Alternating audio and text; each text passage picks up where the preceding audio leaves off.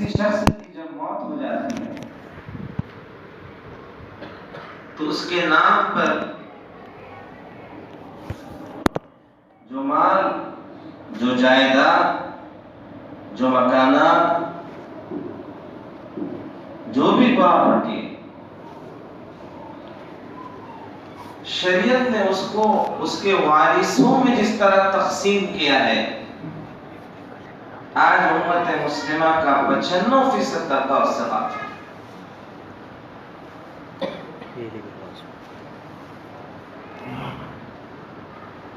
بہت کم ایسا ہوتا ہے کہ کسی کے انتقال کے بعد اس کے وارثوں میں شریعت نے جو مقرر یا جو طے شدہ وارثوں کو کس طرح تقسیم کیا جائے اس کے مطابق تقسیم مل جاتی ہے۔ بہت کم ایسا، عموماً ایسا ہوتا ہے کہ جو نرینہ اولاد ہوتی ہے، جو بیٹے ہوتے ہیں، جو بھائی ہوتے ہیں، وہ بیٹیوں کا حق مار لاتے ہیں۔ یہ عام ہو گیا،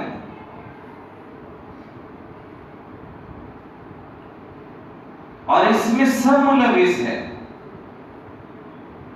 خواہ وہ دیندار ہی کیوں نہ ہو، خواہ وہ بے دین ہی کیوں نہ ہو، خواہ وہ امیر ہی کیوں نہ ہو، خواہ وہ غریب ہی کیوں نہ ہو، خواہ وہ پڑھا لکھا ہی کیوں نہ ہو، خواہ وہ ان پڑھ ہی کیوں نہ ہو۔ اکثریت اس معاملے میں سب سے زیادہ کوتاہی برتتی ہے، اور قیامت کے دن اس پر سخت پکڑ ہوگی۔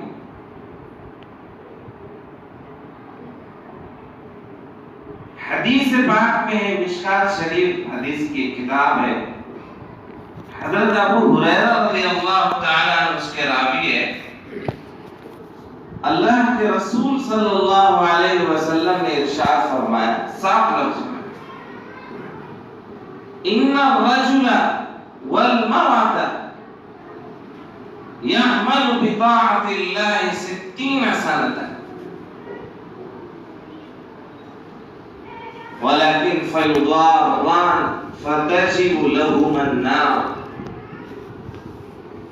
حضرت ابو ہریرہ رضی اللہ تعالیٰ عنہ فرماتے کہ اللہ کے رسول صلی اللہ علیہ وسلم نے ارشاد فرمایا، ایک شخص یا ایک عورت اللہ کی فرما برداری میں 60 سال تک اپنی زندگی بسر کرتے، خوب عبادت، خوب ذکر، خوب تلاوت، خوب نوافل،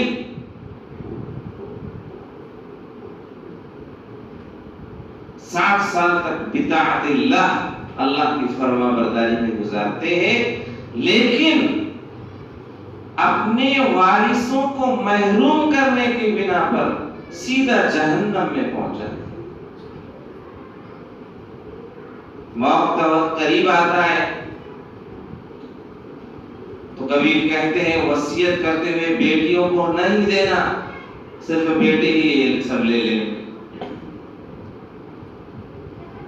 حدیث میں ہے اولاد اگر نافرمانی کیوں نہ ہو، اس کے باوجود بھی وہ ماں باپ کی مالیت میں حقدار ہے۔ کیوں؟ اس لیے کہ قرآن مجید میں سورہ نساء میں اللہ تبارک و تعالیٰ نے مستقل ایک رکوع ایسا بیان فرمایا جس میں میراث کا پورا طریقہ بیان کیا، اور اللہ نے فرمایا ان الذين يأكلون اموال اليتامى ظلما انما يأكلون في بطونهم نارا وسيصلون سعيرا۔ بہت سے لوگ ایسے ہیں جو یتیموں کا مال کھا جاتے ہیں، بھائی بہنوں کا مال کھا جاتا ہے، يأكلون في بطونهم نارا، وہ اپنے پیٹ میں جہنم کے انگارے کر رہے ہیں، وَسَيَصْلَوْنَ سَعِيرًا، اور قریب وہ جہنم میں پہنچ جائیں گے. ان کو جہنم میں داخل ہونے کے لیے کوئی دیر نہیں لگے گی، اس لیے کہ انہوں نے اللہ کے قانون کے خلاف ورزی کی، اللہ کے قانون کو توڑا، اور اللہ تبارک و تعالیٰ نے جو حصے مقرر کیے تھے اس کے خلاف ورزی کی.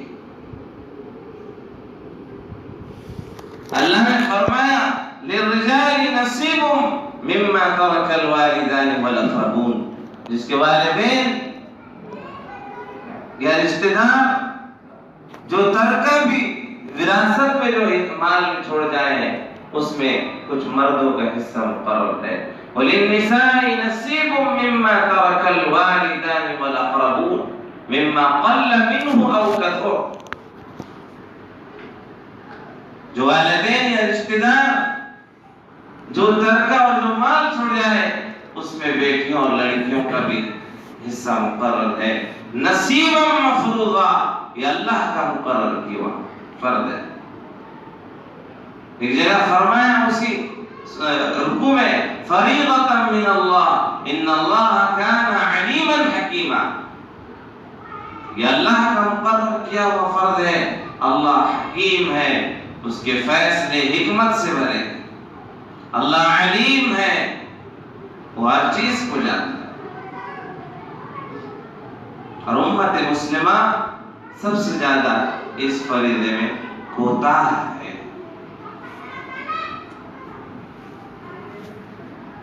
اولاد کو محروم نہیں کر سکتے، بیٹیوں کو محروم نہیں کیا جا سکتا، بیٹوں کو محروم نہیں کیا جا سکتا، اور وہ لازم ہے. اور حدیث میں فرمایا اگر اس کے خلاف ورزی کی جاتی ہے تو 70 سال تک بھی اگر عبادت میں گزارتا ہے، اللہ کے دیگر فرامین کی پوری پابندی میں گزارتا ہے، اس کے باوجود بھی جہنم کو اپنے لیے واجب کرتا ہے. فَتَجِبَ لَهُمَ النَّارُ.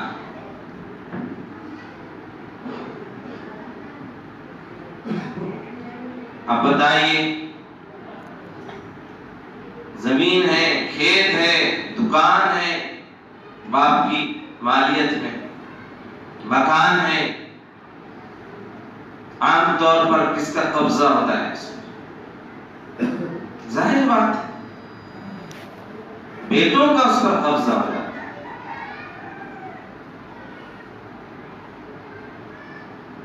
بہت سوچنے کا مقام ہے، بہت سوچنے کا. یہ ایک اہم فرض ہے، جس طرح نماز فرض ہے، یا ایسا ہی فرض ہے جیسا روزہ فرض ہے، یا ایسے ہی فرض ہے جیسے زکوٰۃ فرض ہے. حدیث میں ہے اللہ کے نبی صلی اللہ علیہ وسلم نے صحابہ سے پوچھا اتدرون من المفلس، کیا تم جانتے ہو مفلس کون ہے؟ یعنی لاچار کون ہے، بیچارہ کون ہے؟ صحابہ نے کہا جواب دیتے ہوئے من لا درہم لہ، جس کے پاس کوئی دینار نہ ہو، درہم نہ ہو، جس کو غریبی ستا رہی ہو، وہ مفلس ہے. ہمارے نزدیک اللہ کے رسول صلی اللہ علیہ وسلم نے ارشاد فرمایا تم اس کو مفلس سمجھتے ہو، لیکن در حقیقت مفلس اور بیچارہ اور لاچار وہ ہے جو قیامت کے دن بہت سی نیکیوں کے ساتھ آئے گا. اور حدیث کے الفاظ ہے بہت سی نمازوں کے ساتھ آئے گا، بالصلاۃ والزکاۃ، زکات کے ساتھ آئے گا، والصیام، روزوں کی عبادت اس کے پاس بہت سارے ڈھیر سارے ہوگی، لیکن اس کے ساتھ ساتھ کسی کو گالی دی ہوں گی، وَأَكَلَ مَالَ هَذَا، ناحق کسی کا مال ہڑپ گیا، کسی کو کسی پر بہتان اور الزام تراشا، وہ قیامت کے دن بہت ہی بیچارہ اور مفلس ہوگا. جس کے ذمہ اس کا حق تھا، اس کے گناہ اس پر لاد دیے جائیں گے اور اس کی نیکیاں اس کے کھاتے میں ڈال دی جائیں گی.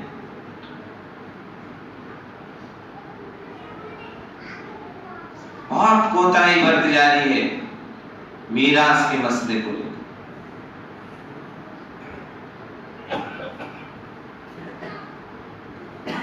اہل علم سے پوچھ کر، مستند کتاب و سنت کے ماہرین مفتیان کرام سے پوچھ کر جس کا حق بنتا ہے، بیٹیوں کا، بیٹوں کا، وہ ان کو ادا کرنا زندگی میں ضروری ہے، ورنہ قیامت کے دن سخت پکڑ ہوگی۔ جب اللہ تبارک و تعالیٰ نے سورہ نساء میں سارے حصوں کو جو مقرر کیے بیان کیا کہ کس کو کتنا ملے گا کل مال میں سے، اس کے بعد فرمایا تلک حدود اللہ، تلک حدود اللہ، یہ اللہ کی حدیں ہیں، یہ اللہ کے ضابطے ہیں، جو ان ضابطوں کو پورا کرے گا من یطع اللہ ورسولہ، اللہ اور اس کے رسول کی فرما برداری کرتے ہوئے، یدخل جنات تجری من تحتها الانہار، وہ جنت جیسے عظیم و شان نعمت کا مستحق ہوگا۔ اور فرمایا ومن یعص اللہ ورسولہ ویتعد حدودہ یدخلہ نارا خالدا فیہا ولہ عذاب مہین۔ سورہ نساء آیت نمبر 14۔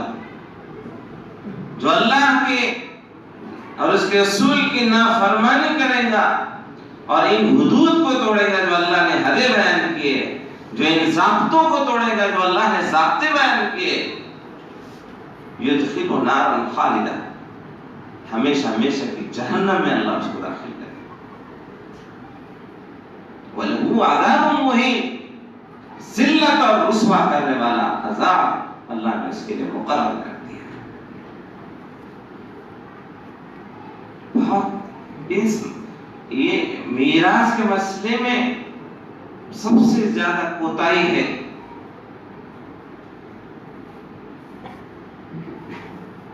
باقی سب ہے،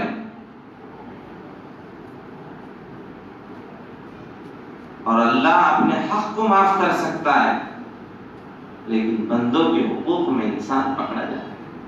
اس لیے فرمایا کہ کوئی شخص اگر مر جاتا ہے تو سب سے پہلے اس کی ترکے میں سے تجہیز و تکفین کے لیے جو خرچ آتا ہے وعدہ کرے، اور جو قرض اگر اس کے ذمے ہے تو وہ قرض سب سے پہلے چکایا جائے۔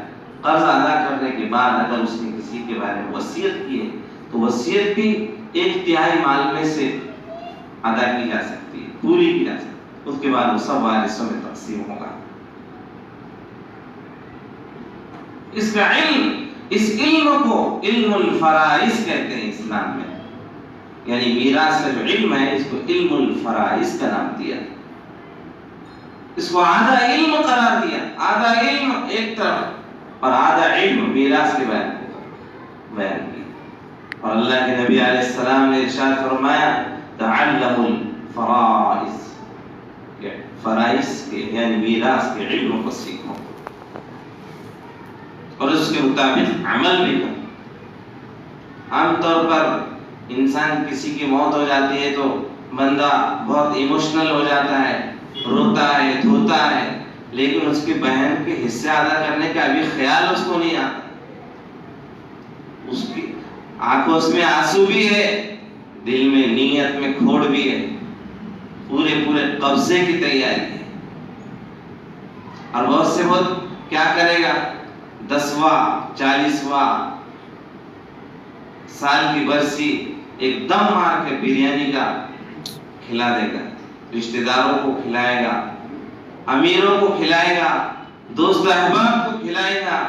یاد رکھیے اللہ کے رسول صلی اللہ علیہ وسلم نے ارشاد فرمایا بدترین کھانا وہ ہے جو مردوں کے نام پر بنا کر کھلائے۔ ابن ماجہ کی بات، یہ کیا حصہ ادا ہو جائے، غریب مسکین کو ایسا ثواب کے لیے کھلائے وہ الگ بات، لیکن یاد رکھیے سب سے پہلے مرحوم کا قرض ادا کیا جائے، وارثوں میں تقسیم کیا جائے، اس کے بعد آپ مسجد کو اپنی رقم سے باپ کے نام سے ایصال ثواب کر سکتے ہیں، مدرسے کو دے سکتے ہیں، غریبوں میں جو کچھ دینا ہے، مسکینوں میں، بیواؤں میں ایصال ثواب کے لیے دے سکتے ہیں۔ لیکن اول جو فرض ہے جس کو پوری امت نے اکثریت نے بھلا دیا، الا ماشاءاللہ بہت سے ایسے نیک بندے بھی ہیں جو ظاہر میں دیندار نظر نہیں آتے مگر شریعت کے مطابق تقسیم بھی کرتے ہیں، وہ اللہ کے سب سے بڑے ولی، وہ ہے اللہ کے ولی۔ اب اندازہ لگائیے، ایک مکان ہے جس میں جو باپ کے نام کا تھا، بیٹوں نے اس پہ قبضہ کیا، بہن کا بھی اس میں حصہ تھا، لیکن اس کے حصے کی رقم یا اس کے حصے کی جگہ اس کو نہیں دی گئی۔ اگر آپ اس میں عبادت بھی کرتا ہے تو اللہ کو ناراض کرتا ہے، تہجد بھی پڑھتا ہے تو اللہ کو غصہ آتا ہے، قرآن پڑھتا ہے قرآن لعنت کرتا ہے، تو جھوٹا ہے، تیرا عمل جھوٹا ہوتا ہے۔ لعنت اللہ علی الکاذبین۔ اللہ کرے کہ ہم سب کو ان باتوں پر دھیان دینے کی توفیق عطا فرمائیں، اور اس مسئلے کو سب سے زیادہ اس کو ہم مذاکرے کے ذریعے سے عام مومنین میں، مسلمانوں میں اس کو پھیلانے کی ضرورت ہے، تاکہ عبادت میں اگر کچھ کوتاہی بھی ہو جائے تو اللہ کا معاملہ ہے، اللہ اس پر بے شک وہ غفور الرحیم ہے، یقیناً بخش دے گا۔ لیکن اگر یہ مسئلہ ہے تو بھائی دوستو عزیزو، موت آنے سے پہلے اس کو ادا کرنا چاہیے، ورنہ ایسی ایسی حدیثیں ہیں جس پر سخت وعید ہے، انسان پکڑ گا، پھر ہمیں ہماری عبادتیں بچا نہیں سکتی، ہمیں روزہ بچا نہیں سکتا، نماز بچا نہیں سکتی، تلاوت بچا نہیں سکتا، ذکر بچا نہیں سکتا، داڑھی بچا نہیں سکتی، جبہ بچا نہیں سکتا، ہمیں دینداری کی شکلیں بچا نہیں سکتی اگر اس مسئلے میں ہم پکڑے گئے۔ اللہ تعالیٰ مجھے بھی ہم سب کو ان باتوں پر توجہ دینے کی توفیق عطا فرمائے، اور موت سے پہلے اللہ تبارک و تعالیٰ جن جن کے حقوق ہمارے ذمہ ہیں اس کو پوری حسن خلوص کے ساتھ ادا کرنے کی توفیق بخشے۔ وآخر دعوانا ان الحمد للہ رب العالمین۔ کسی شخص کی جب موت ہو جاتی ہے تو اس کے نام پر جو مال، جو جائیداد، جو مکانات، جو بھی